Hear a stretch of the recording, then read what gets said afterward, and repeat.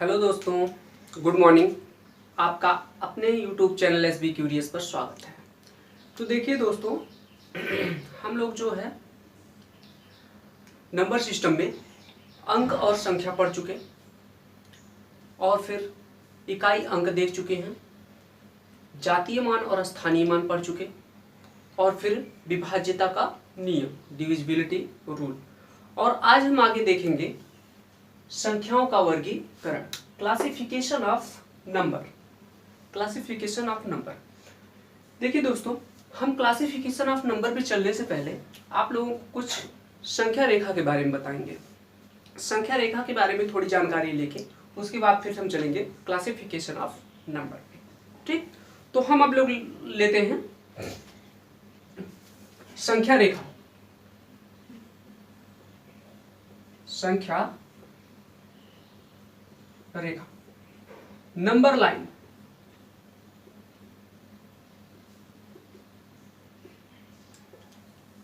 Number line देखिए, संख्या रेखा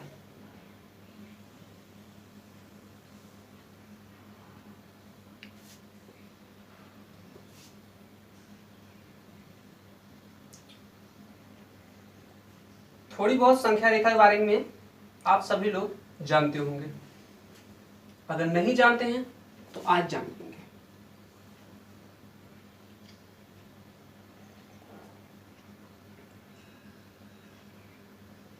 देखिए, ये बीच में क्या है? शून्य। ये बीच में शून्य।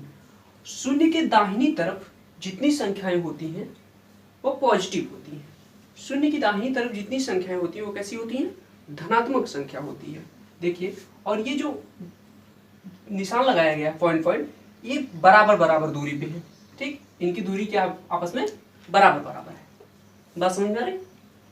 देखिए, ये +1 +2 +3 +4 +5 6 7 ऐसे करते करते ये प्लस इन्फिनिटी तक जाता है,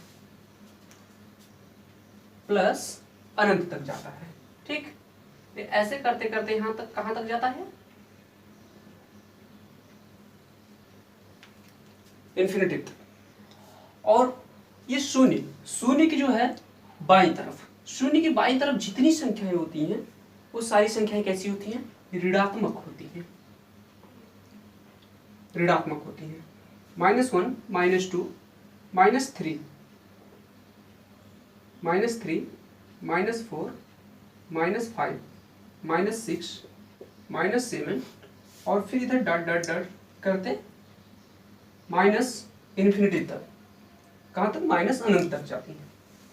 देखिए, इस संख्या रेखा पर जो भी संख्या लिखी जाती है वो एक वास्तविक संख्या होती है। वह एक कैसी संख्या होती है? एक रियल संख्या होती है।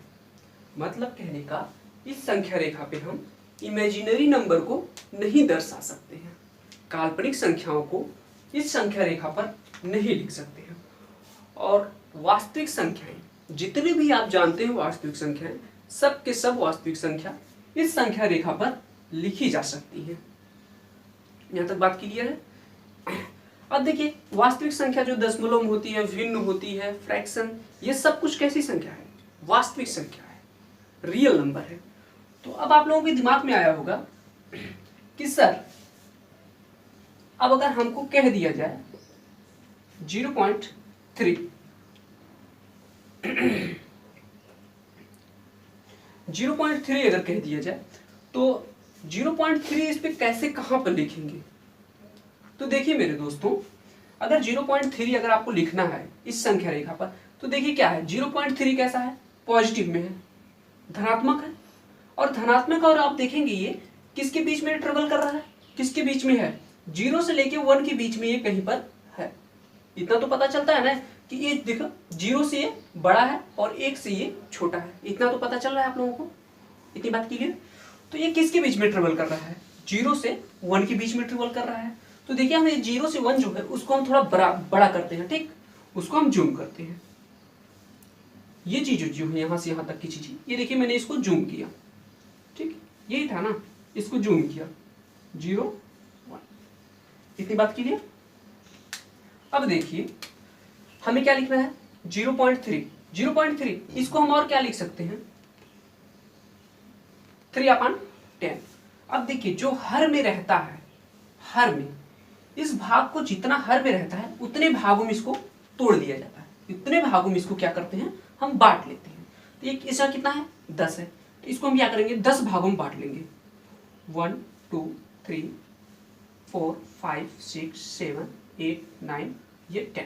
देखिए कितना 1 2 3 4 5 6 7 8 9 10, 10 भागों में हो गया। अब देखिए ये जो ऊपर 3 है ना, तो मतलब ये 10 में से ये तीसरे स्थान पे है। ये क्या होता है आखिर, ये 3/10 का मतलब क्या होता है 10 का तीसरा हिस्सा, 10 का तीसरा हिस्सा वही होता है। तो इसमें देखिए तीसरा वाला कौन सा होगा 1 2 3, मतलब 3 यहाँ तक आया, तो मतलब हमारा जो इस आप 3/10 कहिए ये कहाँ होगा इस वाली रेखा पर होगा, या फिर इसको हम क्या कह सकते हैं 0.3, 0.3 कहाँ पर होगा इस वाली रेखा पे। इतनी बात क्लियर हुई। अब मान लीजिए अगर आपसे यही ये कह देता ये कह देता कि 0.35 कहाँ पर होगा, 0.35 इस संख्या रेखा पर कहाँ आएगी, तो आप देखेंगे ये भी 0 से जो है बड़ा है लेकिन 1 से छोटा है, मतलब ये भी इसी के बीच में ट्रेवल करेगा, ये भी इसी के बीच में ट्रेवल करेगा, तो ये कहाँ आएगा ध्यान दीजिएगा। देखिए इसको हम क्या लिख सकते हैं 0.35 को क्या लिख सकते हैं 35/100। इतना तो आप लोग सभी लोग जानते हैं कैसे लिखा जाता है, ठीक। अब देखिए ये जो है 0 और 1 को हम जूम कर रहे हैं, क्या करते हैं 0 से 1 तक के संख्या को जूम कर रहे हैं। देखिए ये 0 और ये 1, ठीक, ये 0 और 1। अब देखिए नीचे 100 है, तो इस नीचे वाले भाग को हम कितने भागों में तोड़ लेंगे, इस जो ये रेखा है इसको कितने भागों में तोड़ेंगे 100 भागों में। देखिए मान लीजिए इसको हम 100 भागों में ऐसे ऐसे तोड़ रहे हैं, मान लीजिए 100 भाग हो गए, ठीक। वो 100 भाग में एक चौथा हिस्सा है 35वां, मतलब इस रेखा पे ऐसे गिनती हुई जाएंगे। मान लीजिए ये वाला 35 वाला आ गया, मान लीजिए, क्योंकि अब 100 रेखा यहाँ पर खींचेंगे तो टाइम लगता है, ठीक।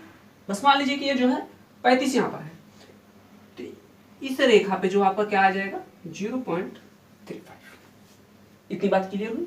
अगर यही मान लीजिए माइनस में रहता तो माइनस में रहता तो देखिए ये 0 से जो है क्या है छोटा है, लेकिन -1 से क्या है बड़ा है। ये तो बात समझ में आती है ना कि अगर माइनस में है, जैसे मैं ये कहूं कि मेरे ऊपर जो है मेरे ऊपर -0.35 का कर्ज है, अगर और किसी से कोई और मुझे बताए मेरे ऊपर 1 रुपए का कर्ज है, तो मतलब क्या हुआ वो जो व्यक्ति ज्यादा गरीब है, जिसके ऊपर -1 का कर्ज है वो क्या है ज्यादा गरीब है, मतलब उसको ज्यादा आवश्यकता थी, उसने ज्यादा पैसा उधार लिया है और मेरे पास मैंने किसी से कम ही उधार लिया है। तो मतलब यहां समझ में आया ये जो है क्या है 0 से बड़ा है, सॉरी 0 से छोटा है और -1 से क्या है बड़ा है, तो ये भी इसके बीच में ट्रेवल करेगा। तो इसको जो है इसी तरह 100 भाग में तोड़ के और जहां पर ये आएगा आपका उसका 35वां हिस्सा, वहां पर इसको हम लगा देंगे। अगर माइनस में रहेगा तो इधर ले जाएंगे और प्लस में रहेगा तो उसी तरह उधर ले जाएंगे। जैसे हम प्लस में इधर ले जा रहे हैं, अगर माइनस में रहे तो सेम उसी तरह से हम इधर लेके आएंगे। इतनी बात क्लियर हुई। अब दिमाग में आ रहा होगा कि किसी लोग क्या ये हमेशा 10 और 100 के ही भाग में तोड़ा जा सकता है, क्या ऐसा नहीं हो सकता कि जैसे कह दिया जाए कि आप बताइए कि 1/6 को इस संख्या रेखा पे दर्शाइए, 1/6 को इस संख्या रेखा पे दर्शाइए।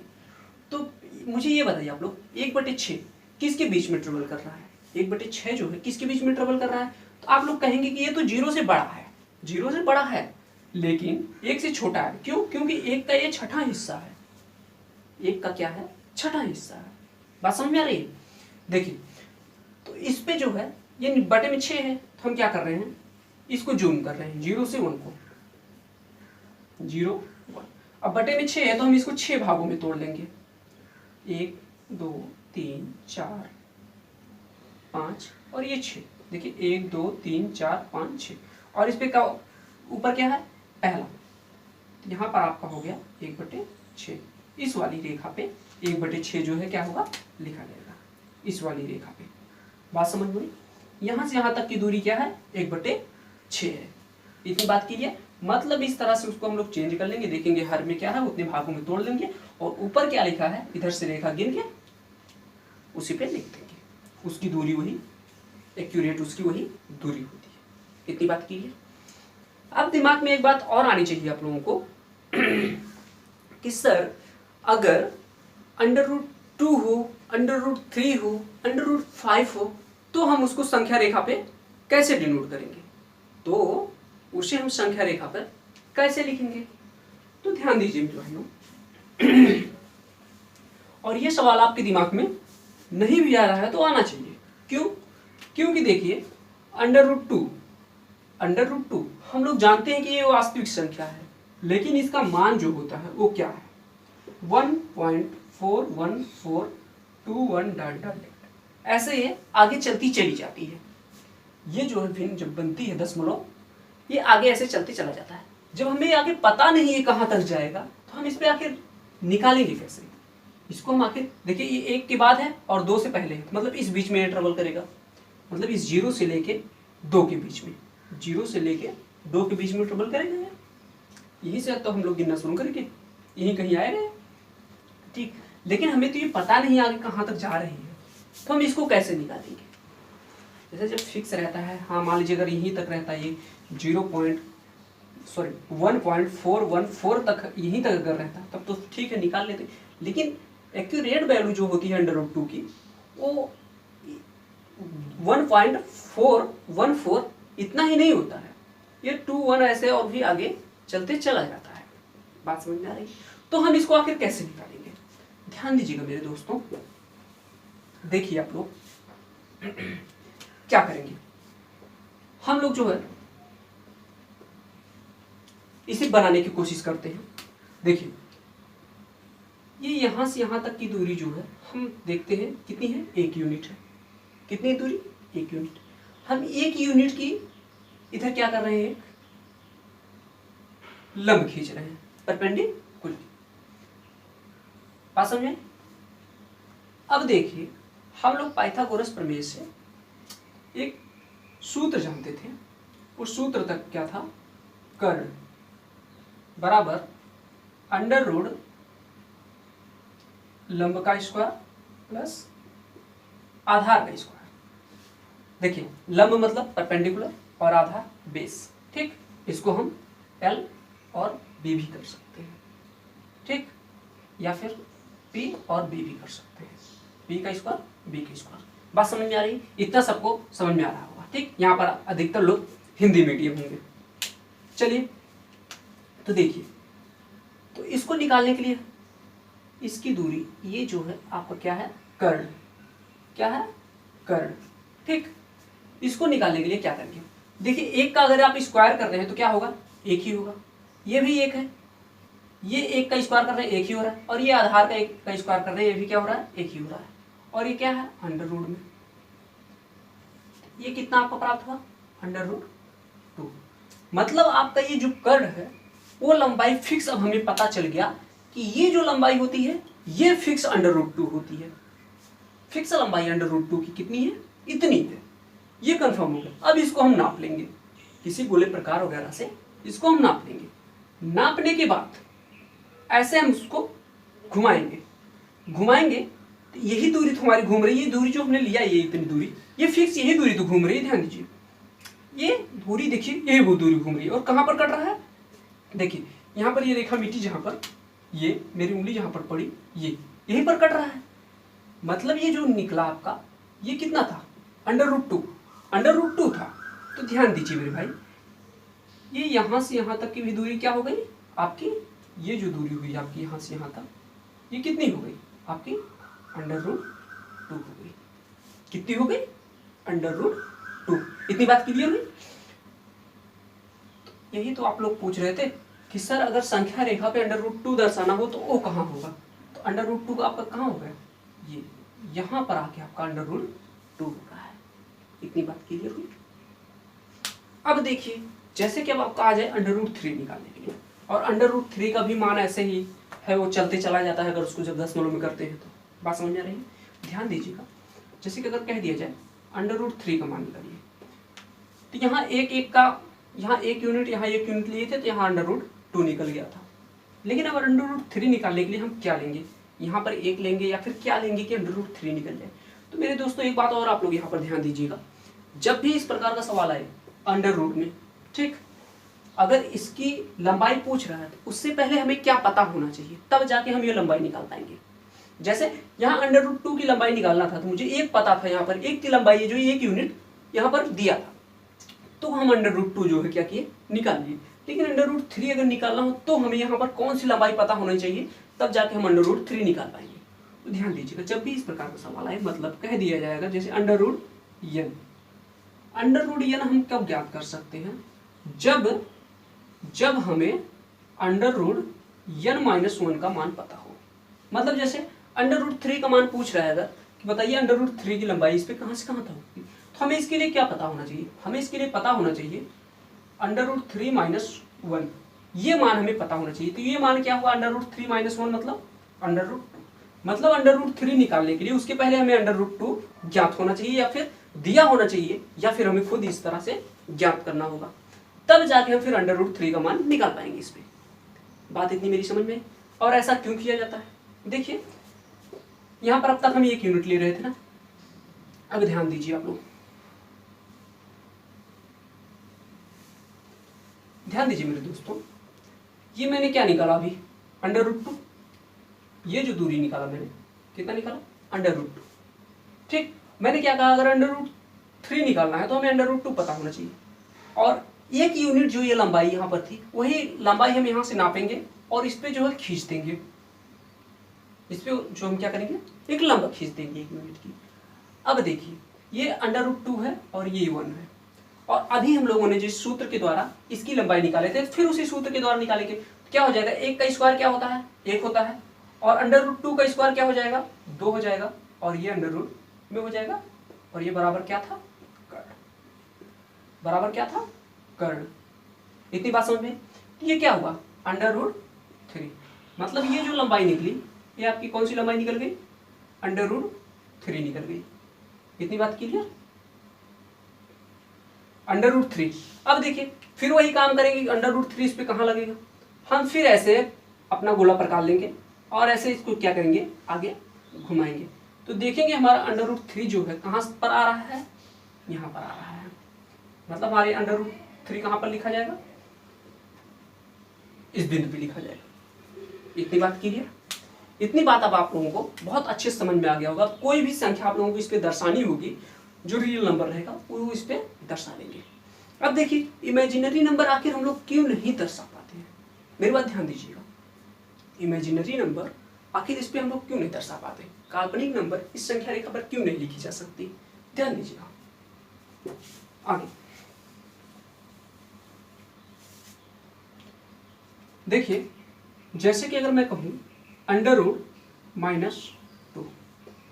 √-2 ये क्या है, यह एक क्या है, यह एक इमेजिनरी नंबर है, क्या है, एक काल्पनिक नंबर है।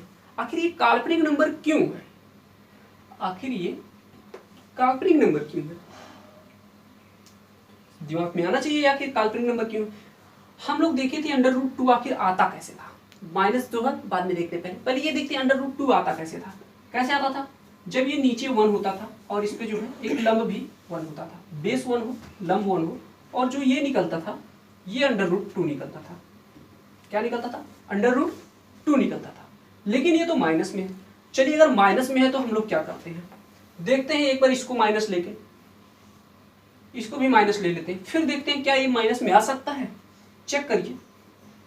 चेक करेंगे तो हम क्या करेंगे, इसका स्क्वायर -1 का स्क्वायर करेंगे तो क्या होगा, 1 हो जाएगा, 1 होगा। क्यों, क्योंकि आप लोगों को ये पता होना चाहिए, जैसे -1 का क्या किया आप स्क्वायर, स्क्वायर का मतलब क्या हुआ, -1 गुणे -1, और माइनस माइनस का गुणा क्या होता है, +1 हो गया, ये क्या हो गया 1। उसी तरह ये भी क्या हो जाएगा 1, और एक इसमें था √ में था, तो ये क्या हुआ, फिर हमें क्या मिल गया, प्लस क्या मिला, √ में +2 मिला, ठीक। ना कि -2। -2 जब हम इस तरह से ज्ञात ही नहीं कर सकते कहीं, तो हम इस पर आखिर दर्शाएंगे कहाँ। मान लीजिए अगर हम इसको ये माइनस में लिए होते, जैसे कि इधर कर लिए होते, ये माइनस में लंबाई हो गई, और ये नीचे कर लिए होते तो ये लंब भी जो है नीचे माइनस में चला जाता, लेकिन फिर भी ये माइनस में नहीं प्राप्त होगा, फिर भी ये क्या होगा, माइनस में नहीं प्राप्त होगा। इस वजह से हम कहते हैं कि हम लोग जो है ये क्या है, इमेजिनरी नंबर, ये जो है सिर्फ कल्पना है हम लोगों की। क्या है, कल्पना।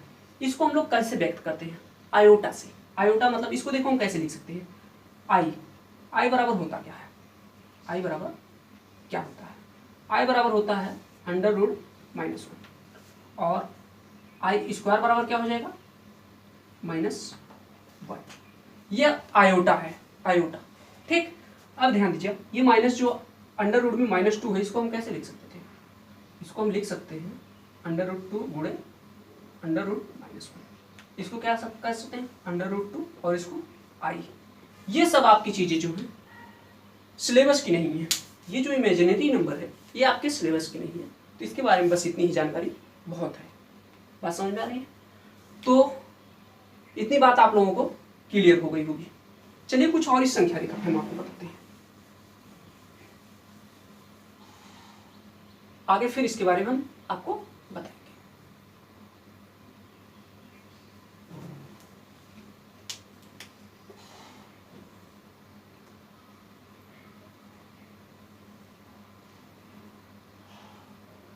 देखिए, संख्या रेखा पे अगर कोई संख्या पूर्ण रूप से हो, कोई संख्या पूर्ण रूप से हो, पूर्ण रूप से मतलब पूरा पूरा पूरा पूरा अंक हो, आधा ना हो। बात समझ में आ रही है? जैसे आधा का मतलब क्या हो, वो भिन्न में ना हो, दशमलव में ना हो, वो पूर्ण रूप में हो, तो उसे हम क्या कहते हैं, पूर्णांक कहते हैं। क्या कहते हैं, पूर्णांक कहते हैं। यहाँ तक बात कीजिए। अब देखिए ये क्या है, ये जो है आपका धनात्मक पूर्णांक है, 1 से लेके इन्फिनिटी तक क्या है, आपका धनात्मक पूर्णांक है। और ये माइनस में जो है ये क्या है, आपका ऋणात्मक पूर्णांक है, निगेटिव। ठीक, और ये क्या है, 0, ये है आपका 0 पूर्णांक, 0 पूर्णांक। क्या है आपका, 0 पूर्णांक है। इतनी बात क्लियर हुई? आपका ये क्या है, 0 पूर्णांक है। ठीक, 0 इंटीजर, और ये क्या है आपका पॉजिटिव इंटीजर, और ये आपका क्या है, नेगेटिव इंटीजर। अगर यहीं पर ये कह दिया जाए 0 को भी साथ में लेके और इधर ये पॉजिटिव को भी साथ में ले लिया जाए, तो इसे हम लोग कहते हैं होल नंबर, पूर्ण संख्या। अभी देखिए हम पूर्णांक बोले थे, अब क्या बोल रहे हैं, पूर्ण। ठीक ना, ध्यान दीजिएगा, पूर्णांक और पूर्ण में अंतर होता है। पूर्ण क्या है, मतलब कि होल नंबर, होल संख्या। 0 को भी अगर साथ में मिला लिया जाए तो क्या कहा जाता है, होल नंबर। और यहाँ ध्यान दीजिएगा, ये जो हमारा पॉजिटिव इंटीजर था, इसको हम लोग क्या बोल सकते हो, प्राकृतिक संख्या, नेचुरल नंबर। क्या बोलते हैं, प्राकृतिक संख्या, प्राकृतिक संख्या। इन सब चीजों के बारे में भी हम क्लासिफिकेशन करेंगे, कैसे कैसे क्लासिफिकेशन होता है। बस यहाँ पर मैं आप लोगों को थोड़ी सी जानकारी दे रहा हूँ। बस इस संख्या रेखा पे अगर सारी चीजें अगर आपको याद रखना हो तो कैसे याद रख सकते हैं। अगर इस 0 को भी साथ में मिला ले पॉजिटिव इंटीजर के साथ, तो ये क्या हो जाएगा, पूर्ण संख्या हो जाएगी, मतलब होल नंबर हो जाएगा। लेकिन अगर ओनली जो है पॉजिटिव इंटीजर लिया जाए तो उसे हम क्या कह सकते हैं, प्राकृतिक संख्या कह सकते हैं। और ये क्या है, अलग है अपना 0 पूर्णांक, 0 इंटीजर, और ये क्या है, नेगेटिव इंटीजर। इतनी बात क्लियर हुई? तो आगे अब जो हम लोग देखेंगे संख्याओं का वर्गीकरण, क्लासिफिकेशन ऑफ नंबर। पहले इसका हम ग्राफ बनाते हैं, उसके बाद फिर आप लोगों को समझाते हैं।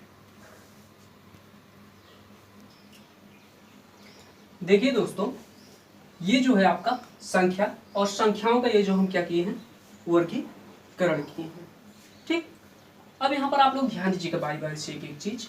देखिए ये संख्या, नंबर को हम जो है 2 भागों में बांट सकते हैं। किसमें किसमें, वास्तविक संख्या रियल नंबर, और फिर काल्पनिक संख्या इमेजिनरी नंबर।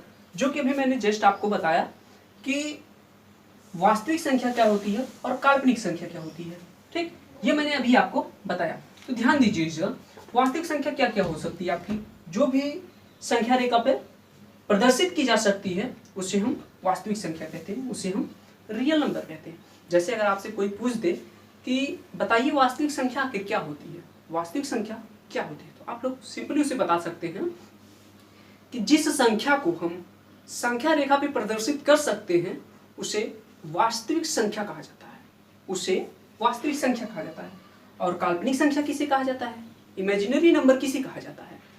जिस संख्या को हम संख्या रेखा पर प्रदर्शित नहीं कर सकते उसे काल्पनिक संख्या कहा जाता है। इतनी बात क्लियर हुई।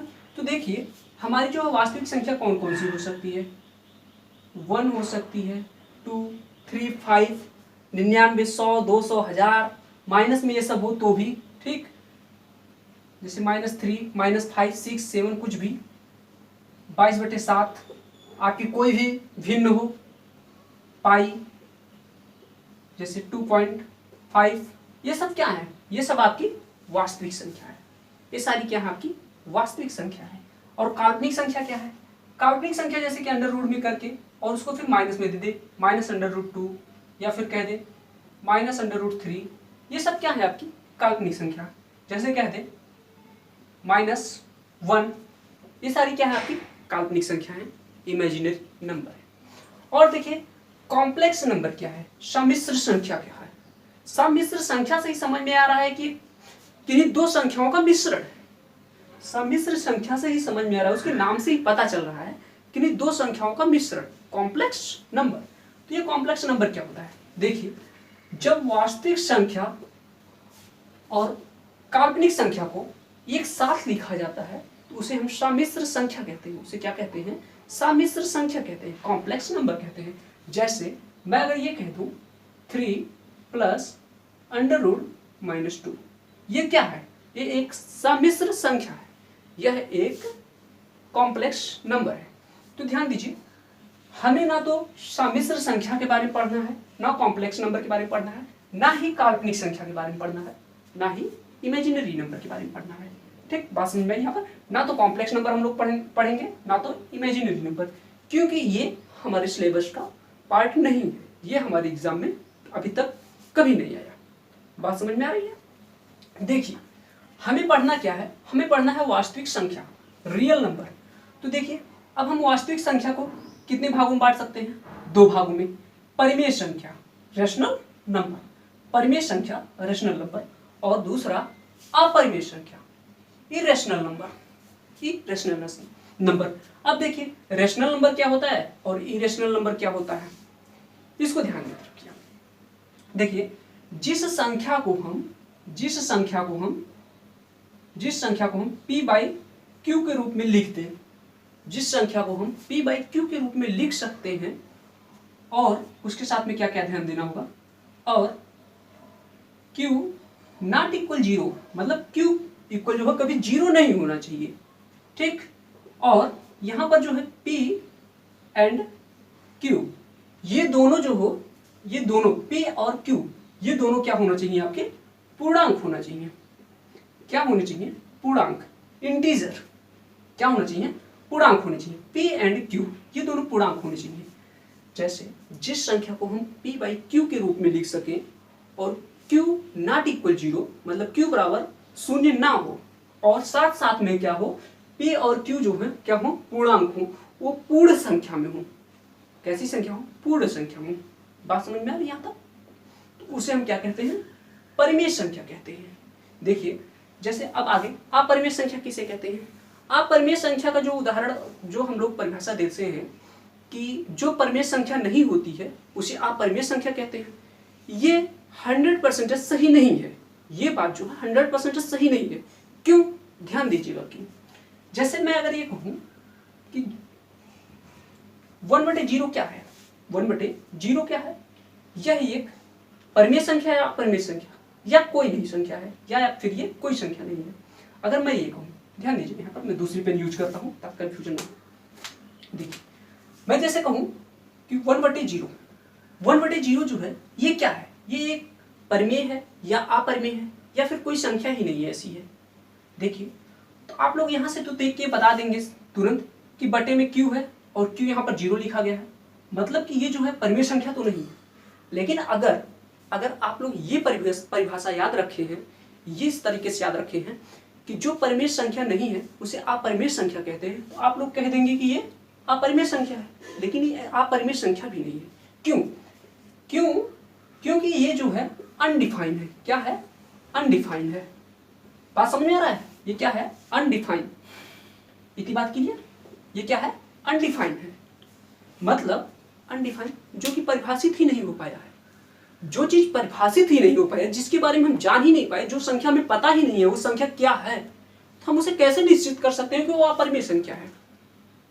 बात समझ में आ रही है मेरी? उसे नहीं निश्चित कर सकते। अब आप लोग सोच रहे होंगे सर इतने बराबर मतलब ये तो इन्फिनिटी आना चाहिए ना, अनंत। क्या आना चाहिए? अनंत आना चाहिए। नहीं मेरे भाई, अनंत नहीं होना चाहिए। क्यों? क्योंकि अगर मान लीजिए ये अनंत होता, मेरी बात एक बार गौर कीजिए आप लोग, मान लीजिए आप लोगों के हिसाब से अगर ये अनंत होता, ध्यान दीजिएगा, बहुत अच्छी बात बता रहा हूं, आप लोग हमेशा इस चीजों में कंफ्यूज नहीं होंगे। देखिए जैसे आप लोग कहने के अनुसार मान लीजिए इन्फिनिटी होगा, और यहां से जब फिर इसको हम जब ये गुणा करेंगे, इसको इसके बराबर क्या आ रहा है? इन्फिनिटी आ रहा है। बात समझे? और यहाँ पर क्या है? 1 है। यहाँ से आपको तुरंत नहीं समझ में आएगा, आपको तुरंत नहीं समझ में आएगा। थोड़ा और हम जाते हैं, थोड़ी और गहराई में चलते हैं, थोड़ी और बेसिक में, उसके बाद आपको फिर इस टॉपिक पे आते हैं तो अच्छे से समझ में आएगी। ये बात क्लियर? तो चलते हैं हम थोड़ी सी और फिर इस पे आते हैं। अभी फिर इस पे तुरंत हम आएंगे, याद रखना आप लोग। देखिए जैसे अगर मैं ये कहूँ कि आप लिख लीजिए, आप लिखिए 15/3। 15/3 को अगर सॉल्व करेंगे तो आप क्या लिखेंगे? 5 लिखेंगे। यहाँ तक बात कीजिए। मतलब कि अगर इस 3 को हम इधर फिर ले जाएं तो क्या हो जाएगा? इस 3 को इधर ले जाएं तो हम क्या हो जाएगा? 15 = 15। यही बात है। मतलब यहाँ पर जो है वो फिर इसका जब हम उसे उधर ले जाके गुणा किए तो क्या हो गया? इधर भी 15 आ गया, इधर भी, इधर 15 था ही, इधर भी उसी के बराबर आ गया। इतनी बात क्लियर? इतनी बात क्लियर ना? चलिए तो फिर आगे आप लोग हमें बताइए, आप लोग हमें ये बताइए यहाँ पर कि अभी मैं क्या लिखा था? 1/0। अगर यहाँ पर इन्फिनिटी होगा तो बताइए हम 0 से अगर किसी भी संख्या में गुणा करें, कोई भी संख्या हो, तो वो क्या हो जाएगी? शून्य हो जाएगी ना, 0 हो जाएगी, 0 हो जाएगी। तो ये बताइए, मेरा तो यहाँ 1 था और ये बराबर 0, ये तो हमारा सेटिस्फाई नहीं हुआ, ये जो हमारा बराबर तो नहीं हुआ। बात समझे? यहाँ तो 1 था तो फिर यहाँ पर भी 1 आना चाहिए था, लेकिन ये यहाँ 1 नहीं आया। मतलब क्या हुआ? ये इन्फिनिटिव नहीं है, ये अनडिफाइंड है। क्या है ये? अनडिफाइंड है। ये क्या है? अनडिफाइंड है। जो चीज फिर अनडिफाइंड है वो अपरिमेय संख्या आप कैसे सिद्ध कर सकते हैं? क्योंकि एक अपरिमेय संख्या है। यहां तक बात क्लियर? देखिए और ध्यान दीजिए, आप लोगों के मन में बहुत सारी जिज्ञासा होगी, 0 क्या है? 0 एक परिमेय है, अपरिमेय है, क्या है? इन सब चीजों के बारे में बहुत सारी आपके पास जिज्ञासा होगी कि आखिर ये सब सही क्या है इसमें। बात समझ में आ रही है? तो देखिए इसके बारे में मैं आपको बताता हूं। अगर हम शून्य को ले लें, ठीक, क्या ले लें? अगर हम शून्य को ले लें,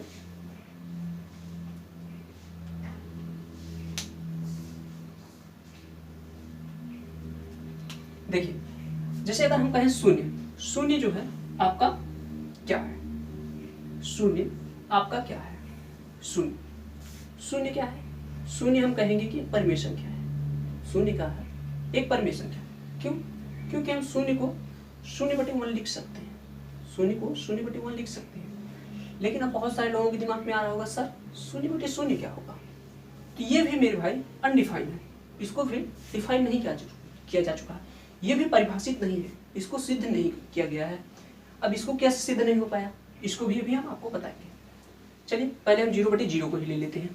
आप लोगों को मैंने अभी जस्ट बताया था 15/3 = 5, मतलब 15 बराबर 15 हो गया था, यही हुआ। चलिए आप लोग मुझे ये बताइए, आप लोगों के अनुसार 0/0 क्या होना चाहिए? या तो 0 आप लोग कहेंगे या फिर कहेंगे सर 1 हो सकता है। क्यों? क्योंकि किसी उसी संख्या से, किसी एक संख्या में फिर उसी संख्या से भाग दिया जाए तो 1 आता है। तो बहुत लोगों के दिमाग में आएगा 1 भी हो सकता है, बहुत लोगों के दिमाग में आएगा सर 0 होगा, क्योंकि 0 का मतलब कुछ नहीं होता, 0 ही होगा, उसको कुछ भी लिखिए, ठीक। लेकिन मैं ये कह रहा हूँ अनडिफाइंड है। कैसे है इसको देखते हैं।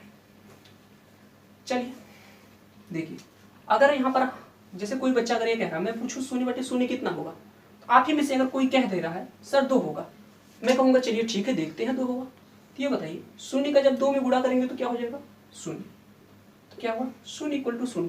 भाई वो जो बच्चा बताया 2 है वो भी सही है।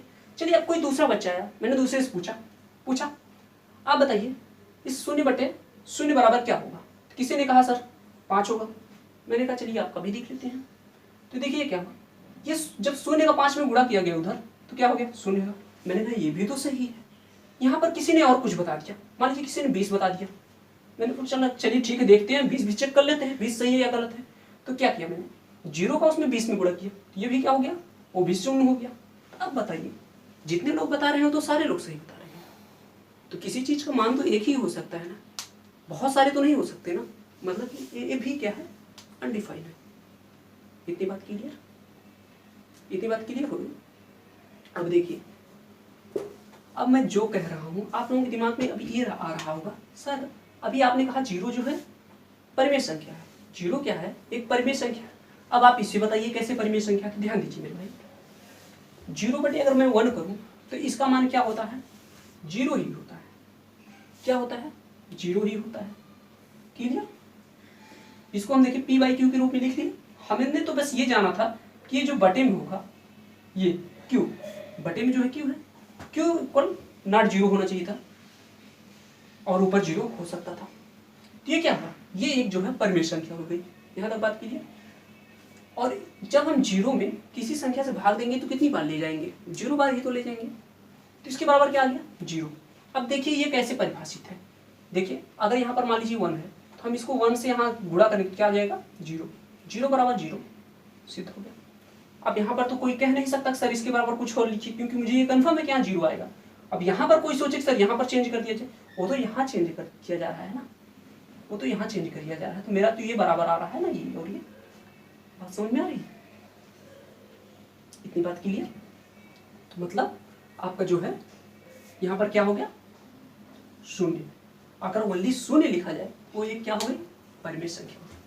तो अब देखिए आखिर अपरिमेय संख्या क्या होती है, अपरिमेय संख्या क्या होती है, इरेशनल नंबर क्या होता है। ध्यान दीजिए मेरे भाई, इरेशनल नंबर क्या होता है।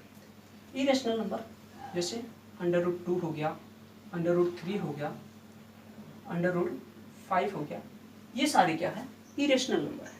अब देखिए अगर मैं कहूँ √4, तो √4 क्या है, √4 जो है एक परिमेय संख्या। क्यों, क्योंकि इसको सरल करके जो है छोटा किया जा सकता है। चलिए दोस्तों देखिए अपरिमेय संख्या की क्या होती है √2, √3, √5। अब ध्यान दीजिए और भी क्या हो सकता है, जैसे अगर मैं कहूँ कि 0.2359872 ऐसे डाटा, मतलब ये जो देखिए ये जो यहाँ पर अंक लिखे जा रहे हैं इनका ना तो कोई सीक्वेंस है, ना रिपीटेशन है, ना कोई क्रम है, और ये चलते चले जा रहे हैं और पता नहीं कहाँ तक जाएंगे। ठीक, बात समझ में आ रही। तो इस प्रकार से जो भी आए वो भी क्या हो सकता है अपरिमेय संख्या, क्योंकि इसको जब आप जो है सिंप्लीफिकेशन इस रूप में करेंगे ये भी उसी तरह से आता है, ये 3 √3 भी उसी तरह से आता है। बात समझ में, ये सारे क्या हो गए अपरिमेय संख्या। इतनी बात क्लियर हुई। और ध्यान दीजिए ये जो है आपका जब इस फॉर्म में कोई लिखा रहता है तो उसे हम और क्या कहते हैं, उसे हम और क्या कह सकते हैं, तो उसे हम कह सकते हैं अनिश्चित एवं अनावर्ती दशमलव भिन्न। इसे क्या कहते हैं अनिश्चित एवं अनावर्ती दशमलव भिन्न। क्या बोल सकते हैं देखिए ध्यान दीजिएगा, इसे हम कह सकते हैं अनिश्चित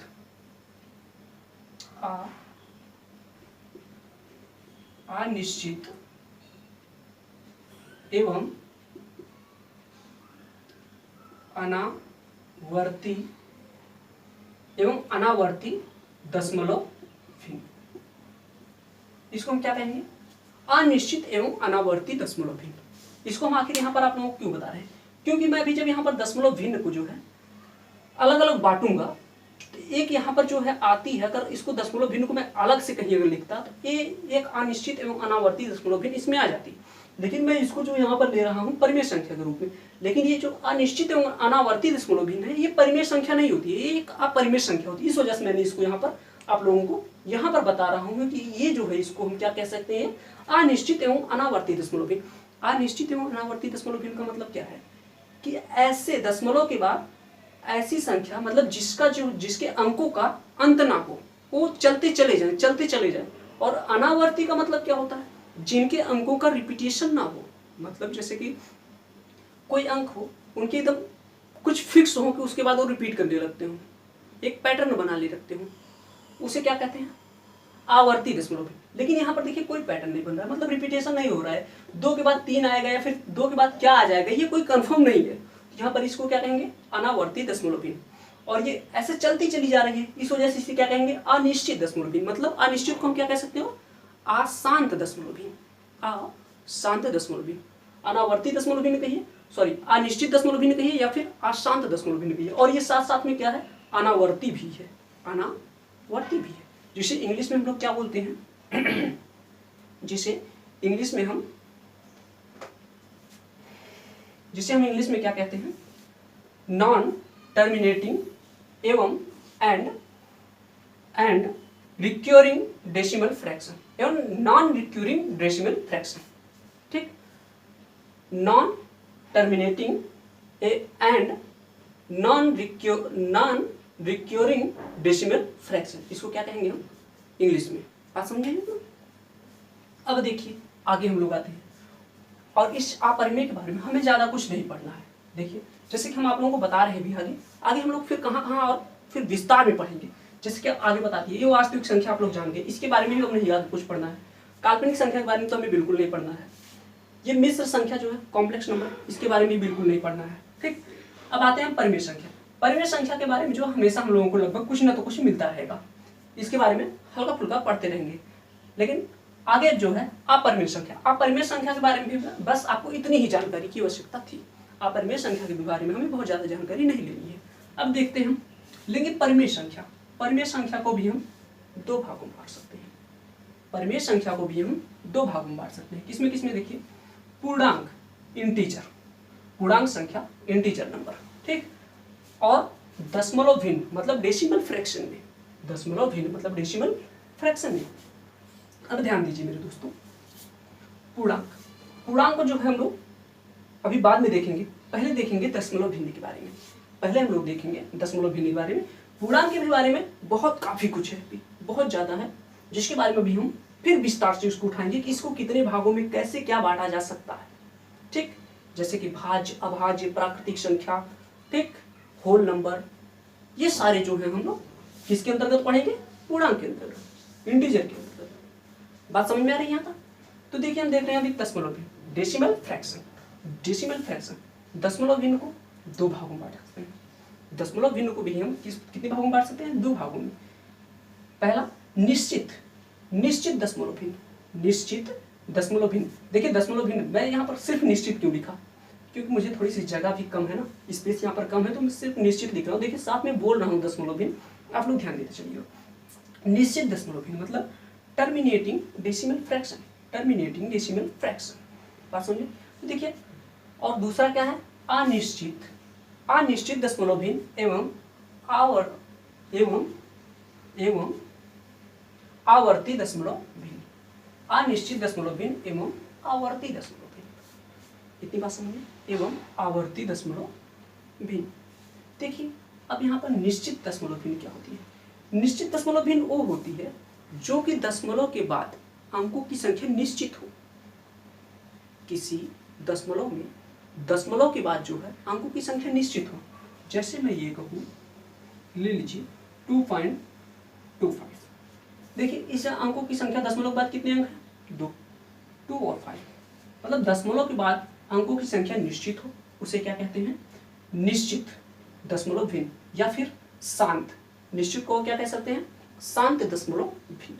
ठीक, टर्मिनेटिंग डेसिमल फ्रैक्शन। जैसे अगर मैं कहूँ ये कि जैसे मैं अगर ये कह दूँ 1/2 क्या लिख सकते हैं, 0.5, ये क्या हुआ आपका, एक निश्चित दशमलव भिन्न, टर्मिनेटिंग डेसिमल फ्रैक्शन।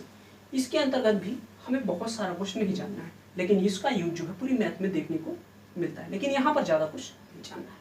अब देखिए, अनिश्चित दशमलव भिन्न एवं आवर्ती दशमलव भिन्न। अनिश्चित मतलब क्या होता है कि दशमलव बिंदु के बाद जो है इनकी जो संख्या है, जैसे 2 5 3 3 3 3 3 ऐसे ये चलते चली जाएगी। अनिश्चित मतलब दशमलव बिंदु के बाद ये जो है अनिश्चित दशमलव बिंदु कहिए या फिर अशांत दशमलव बिंदु कहिए, मतलब दशमलव बिंदु के बाद अंकों की संख्या निश्चित नहीं होती है, वो शांत नहीं होती है, वो चलती चली जाती है, चलती चली जाती है। बात समझ में। और आवर्ती एवं आवर्ती दशमलव बिंदु। आवर्ती का मतलब क्या हुआ? आवर्ती का मतलब हुआ उसमें एक सभी अंकों के, कुछ या फिर सभी अंकों के, जैसे यहाँ पर देखिए, यहाँ पर इस 2 अंक के जो है रिपीटेशन नहीं होता है। आवर्ती मतलब रिपीट करना, फिर एक ही अंक का बार बार रिपीट होना। जैसे यहाँ पर मैं कहूँ कुछ या फिर सभी अंकों का रिपीट होता है आवर्ती में। आवर्ती दशमलव बिंदु में क्या होता है? कुछ या फिर सभी अंकों का ऐसे रिपीट होते हुए जाता है, और कहाँ तक? अनंत तक। ठीक, तो ध्यान दीजिए, ये क्या है? 3 3 3 का ये क्या हुआ? रिपीटेशन होने लगा। या फिर मैं इसको और कह सकता हूँ, या तो फिर मैंने बोला कि सभी अंकों का भी रिपीट हो सकता है, या फिर ये भी हो सकता है 3 3 3 3 3 ऐसे ऐसे करते हुए जाएगा। और इसको हम क्या लिख सकते हैं? 0.3 पे बार, 0.3 पे बार। और इसको कैसे लिख सकते हैं? देखिए, इसको क्या लिख सकते हैं? 0.253 पे बार। इतनी बात समझ में मेरी? इसको क्या कहते हैं? अनिश्चित एवं आवर्ती दशमलव भिन्न। मतलब दशमलव के बाद अंकों की संख्या निश्चित ना हो, वो चलती चली जाती है। और आवर्ती मतलब उसमें से सभी या फिर कुछ अंकों की क्या होती है? पुनरावृत्ति होती है, मतलब वो बार बार फिर रिपीट करने लगते हैं, बार बार रिपीट करने लगते हैं, जैसे कुछ पैटर्न के बाद रिपीट करने लगते हैं। जैसे और भी मैं क्या लिख सकता हूँ यहाँ पर?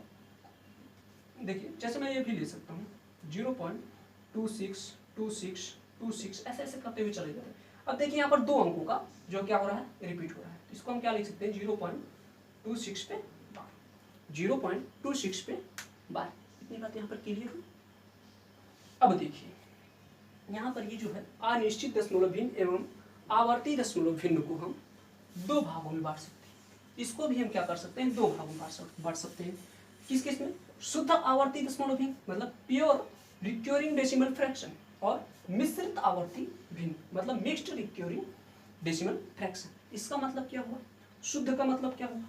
देखिए, शुद्ध का मतलब ये हुआ कि दशमलव के बाद जितने भी अंक आ रहे हैं सबका रिपीटेशन हो, सबका जो है क्या हो? एक पैटर्न बने, एक साइकिल बनने लगे। बात समझ में आ रही है? देखिए, जैसे मैं ये कहूँ कि 0.232323 डॉट डॉट डॉट ये ऐसे चले जा रहा है। क्या हो जा रहा है? ये ऐसे चलते चला जा रहा है। देखिए यहाँ पर क्या हो रहा है? 2 3 फिर 2 3 फिर 2 3 2 3 2 3 2 3 करते हुए अनंत तक ऐसे जा रहा है। इसका रिपीट हो रहा है। इसको तो हम लिख क्या सकते हैं? 0.23 पे बार। या फिर और भी कोई ले लीजिए, जैसे 2.6666 ऐसे ये चलते चले जा रहा है। इसको क्या लिख सकते हैं? 2.6 पे बार। ये देखिए क्या हुआ, यहाँ पर सारे अंकों का जो है क्या हो रहा है? यहाँ पर 2 अंक का रिपीटेशन हो रहा है, यहाँ पर 1 अंक का रिपीट हो रहा है। बात समझ में आई? तो उसे क्या कहेंगे? शुद्ध आवर्ती दशमलव भिन्न। अब मिश्रित आवर्ती दशमलव भिन्न में क्या होगा? मिश्रित आवर्ती होगा मतलब कि जैसे कि कुछ अंकों का तो रिपीट होगा, लेकिन कुछ अंकों का रिपीट नहीं होगा। उसे क्या कहेंगे? मिश्रित आवर्ती दशमलव भिन्न। देखिए, मिश्रित आवर्ती दशमलव भिन्न जैसे हम क्या कह सकते हैं? जैसे हम यहाँ पर ही लिए थे ये मिश्रित आवर्ती दशमलव भिन्न। देखिए 25333 ये क्या है? ये मिश्रित आवर्ती दशमलव भिन्न। मतलब इसमें देखिए, इधर जो 3 3 के तो रिपीटेशन होना शुरू हो गया, लेकिन ये 2 5 का जो है रिपीटेशन नहीं हो रहा है। बात समझ में? तो इसको कैसे लिख सकते हैं? या 253 पे बार। इतनी बात क्लियर हुई? इतनी बात क्लियर हुई?